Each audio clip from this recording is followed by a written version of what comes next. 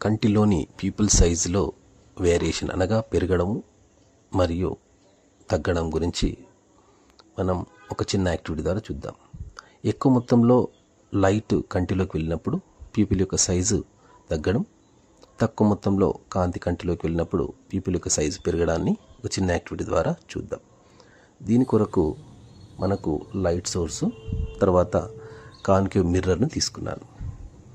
ఈ concave mirror ద్వారా మనకు ప్యూపిల్ యొక్క సైజు పెరగడము మరియు తగ్గడాన్ని మనం స్వయంగా చూడవచ్చు.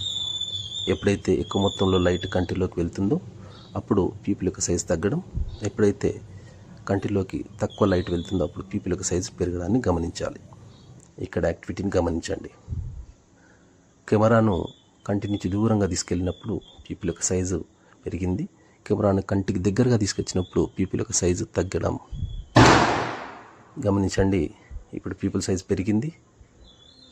ఇప్పుడు ప్యూపిల్ సైజు తగ్గడాన్ని అంటే లైట్ను దగ్గరగా తీసుకొచ్చినప్పుడు ఎక్కువ మొత్తంలో లైట్ కంటిలోకి వెళ్ళడం వల్ల ప్యూపిల్ సైజు తగ్గింది గమనించండి. ఇప్పుడు కెమెరాను దూరంగా తీసుకెళ్తున్నాను.